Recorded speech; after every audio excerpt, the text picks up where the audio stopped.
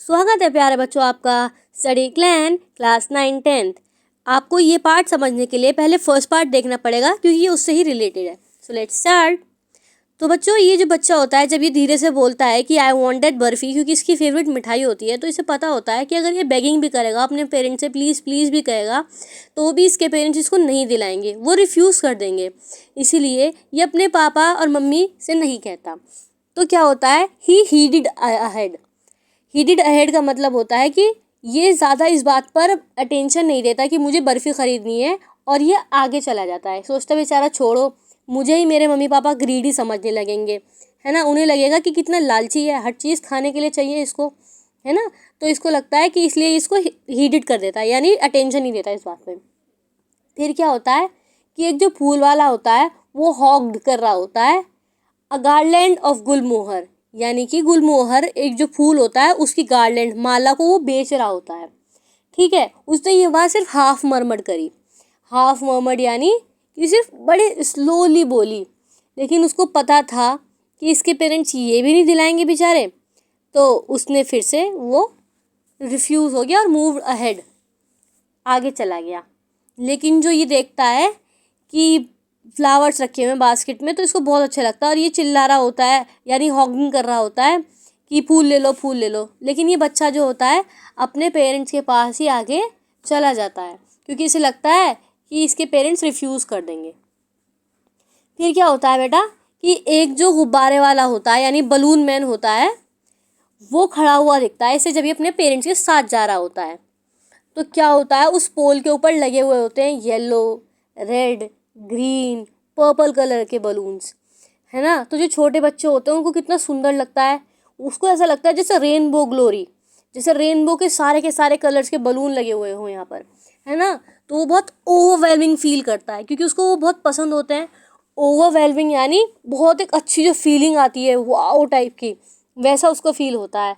लेकिन वो फिर भी नहीं करता, क्योंकि नहीं बोलता अपने पेरेंट्स से, क्योंकि उसको लगता है कि यार ये मुझे ना कहीं ऐसा ना कह दें कि तुम ना गुब्बारों से खेलने के लिए, बलून से खेलने के लिए अब ओल्ड हो, यानी बड़े हो गए हो, बच्चे नहीं रहे हो, समझे। तो इस वजह से ये बेचारा फिर से आगे चला जाता है कि यार ये तो मना कर देंगे, तू ज़्यादा बड़ा है।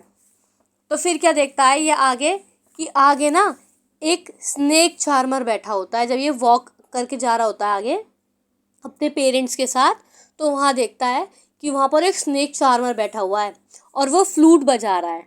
वो होती है ना बीन, ना ना ना ना ना ना, वही वो बीन बजा रहा होता है ये।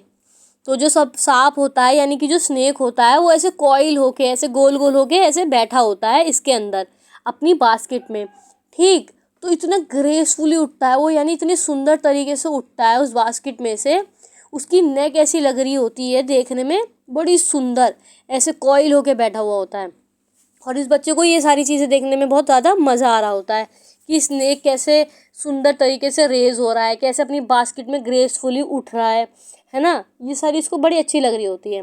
इस बच्चे को ये स्नेक इतना ज़्यादा पसंद आता है कि इसे इसकी नेक देखने में ऐसी लगती है कि जैसे एक स्वान बैठा हुआ हो, है ना। बेंट इसकी नेक कुछ इस तरीके से लगती है, जैसे वो जो पक्षी होता है ना जो ऐसे खड़ा होता है, तो स्वान की तरह लगने लगता है इसे।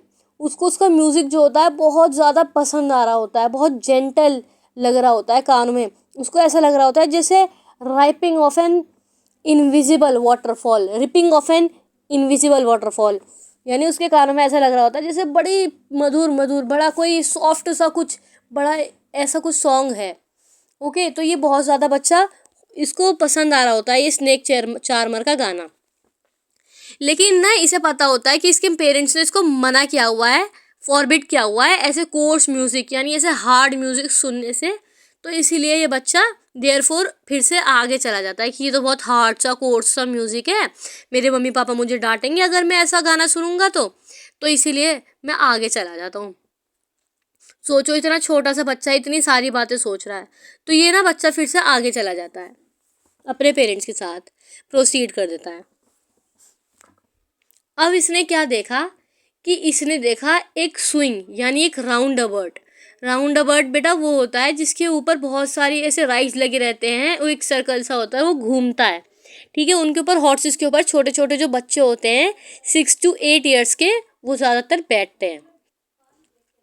उसको वो देखने में ऐसा लग रहा होता है कि जैसे वर्लिंग कर रहा हो। वर्लिंग यानी जैसे जो गोल गोल घूमता है ना, इस टाइप का उसका मोशन हो रहा होता है।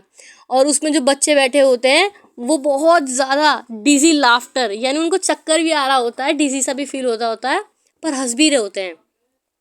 पर वो क्योंकि बहुत ज़्यादा छोटा बच्चा है ना, तो अब उससे रुका नहीं जाता कि आई वॉन्ट राउंड अबाउट बोल देता है वो एंड में। वो इतना खुश होता है, उसको डिजी लाफ्टर आने लग जाता है, मतलब बहुत बहुत ज़्यादा एक्साइटेड हो जाता है। डिजी लाफ्टर का मतलब इतना एक्साइटेड हो जाता है वो, और एक्साइटेड होने के बाद बोल देता है आई वॉन्ट राउंड अबाउट।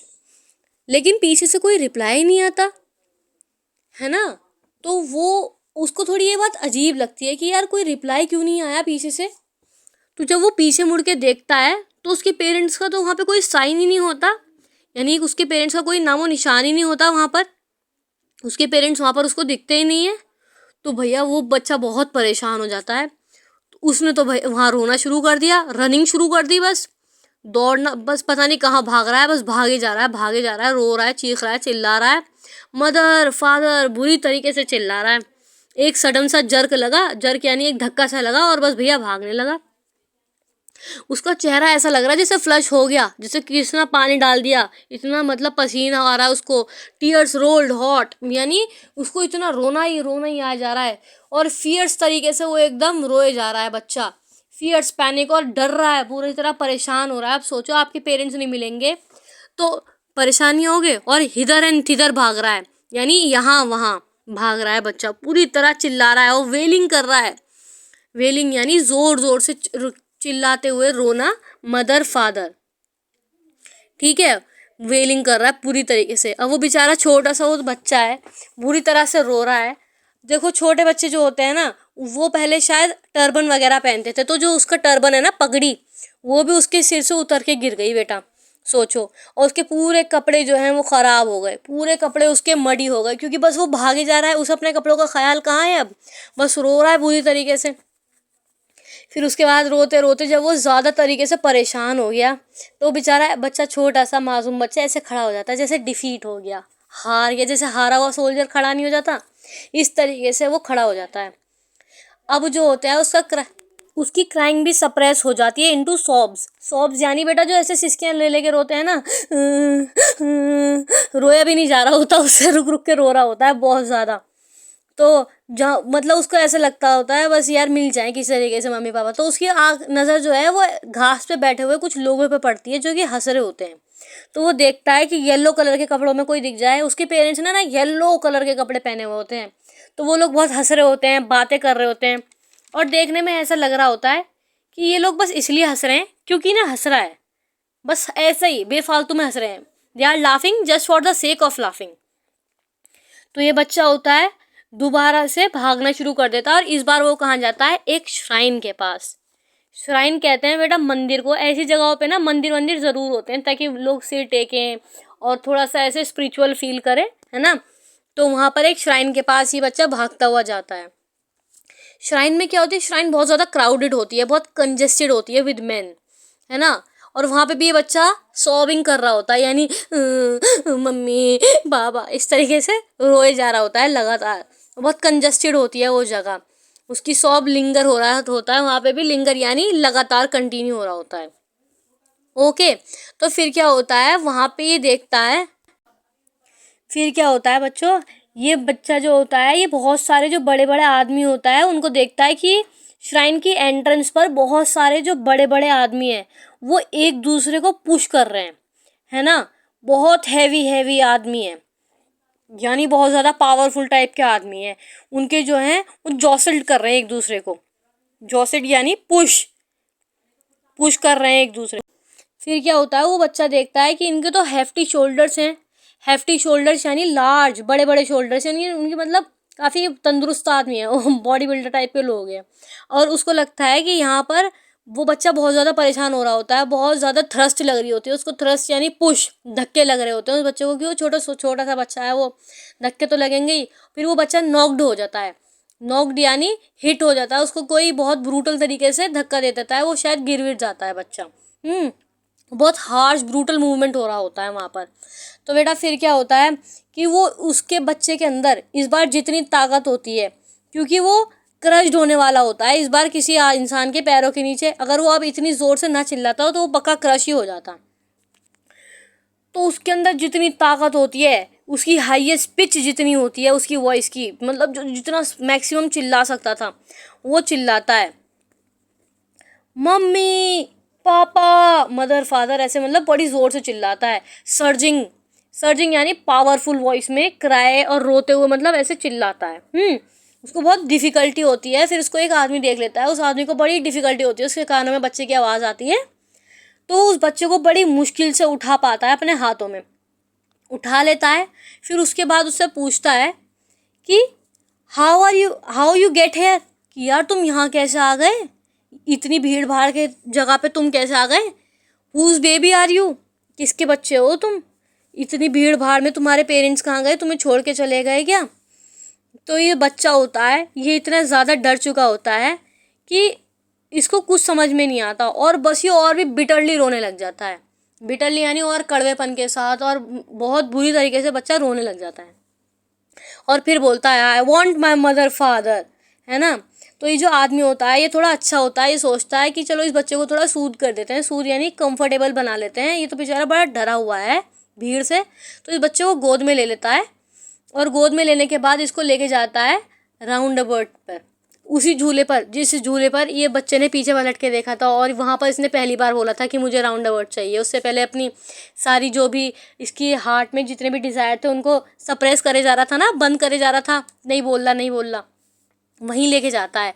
तो पूछता है हॉर्स पर राइड करोगे, राउंड अबाउट पर यानी कि बैठोगे हॉर्सेस जो है उसमें। तो ये बोलता है, अपना ऐसे मुंह फेर कर ऐसे बोलता है, नहीं, I want my mother and father. ऐसे बहुत ज़ोर से चिल्ला कर रोता है, बड़ी ज़ोर से। फिर ये जो मैन होता है बेचारा, ये बहुत अच्छा इंसान होता है, इसको आगे लेकर जाता है उस स्नेक चार्मर के पास जिसका ये शो देखना चाहता होता है, पर ये तब भी नहीं देख पाता होता अपने पेरेंट्स के पास। फिर से चिल्लाकर बोलता है want my mother and father, है ना, इतनी ज़ोर से डबल पिच्ड वॉइस में चिल्लाता है I want my mother and father, और अपने कान में ना फिंगर डाल लेता है ये बच्चा जो होता है छोटा सा, ताकि इसको ये आवाज़ ना सुनाए दे जो इसकी है, बीन की जो भी फ्लूट की आवाज़ है। तो फिर बड़ी ख़तरनाक तरीके से मतलब ये बच्चा परेशान हो रहा होता है। फिर क्या होता है कि ये जो मैन होते हैं जिन्होंने मतलब इस बच्चे को गोद में उठा रखा होता है, इस बलून वाले के पास लेकर जाते हैं, और बड़े परसुएसिव वे में पूछते हैं, यानी कन्विंस करने के लिए उसको कि बेटा ले गुब्बारे ले ले, ये बलून ले ले। वो फिर मना कर देता है, नहीं चाहिए, I want my mother and father. फिर वही बात कि नहीं, बस मुझे तो मेरे मम्मी पापा चाहिए, मुझे और कुछ नहीं चाहिए। फिर उसके बाद ये इसको थोड़ा और आगे लेकर जाते हैं, उसी गुलमोहर वाली के फूल के मतलब जो शॉप थी ना वहीं पर लेकर जाते हैं। तो पूछते हैं कि बेटा यहाँ पर तू फूल ले ले, है ना, ये फूल की माला ले ले, तुझे अच्छी लगती थी गुलमोहर की, इस टाइप के सब बोलते हैं। तो ये बच्चा क्या करता है, अपना फेस टर्न कर लेता है, और रीइटेटेड सॉब इसके कंटिन्यू होने लग जाते हैं। रीइटेटेड यानी रिपीटेड सॉब जो होते हैं, नहीं नहीं मम्मी पापा, और अपनी नाक फेर लेता है। नाक फेर लेता है का मतलब होता है कि अपना चेहरा इस तरफ घुमा लेना। नाक कैसे घुमाएगा, नाक तो फिक्स है ना एक जगह, इसका मतलब होता है अपना चेहरा घुमा लेना, ठीक है। तो ये बच्चा अपना चेहरा फिर से घुमा लेता है, और ये जो मैन होते हैं बेचारे ये बहुत परेशान हो जाते हैं, ये जो आदमी होता है बेचारा बहुत परेशान हो जाता है, और ये आदमी बहुत कोशिश कर रहा होता है कि इसे कंसोल कर पाए, पर डिसकॉन्सोलेट हो जाता है। डिसकॉन्सोलेट यानी unable to console the child, है ना, कंसोल नहीं कर पा रहा होता। और जो पर्सन होते हैं वो चार्ज में होते हैं, चार्ज यानी इस बच्चे की जिम्मेदारी उनके ऊपर होती है। जैसे अब मान लो मेरे ऊपर किसी ने किसी बच्चे को छोड़ दिया तो चार्ज में होता है, पर ये डिसकॉन्सोलेट चार्ज बन जाते हैं, अनेबल टू कंसोल। तो बोलते हैं बेटा मिठाई खा ले, है ना, बर्फ़ी खा ले। अब ये भैया मिठाई को भी मना कर देता है। सोचो, सब चाहिए था इसे स्टार्टिंग में, अब इसने हर चीज़ को ही मना कर दिया, है ना, कि बस I want my mother and father. तो बेटा एंडिंग बस यहीं तक है, एंडिंग हमें बताई नहीं गई है, इसके मम्मी पापा मिले नहीं मिले, क्या हुआ क्या नहीं हुआ।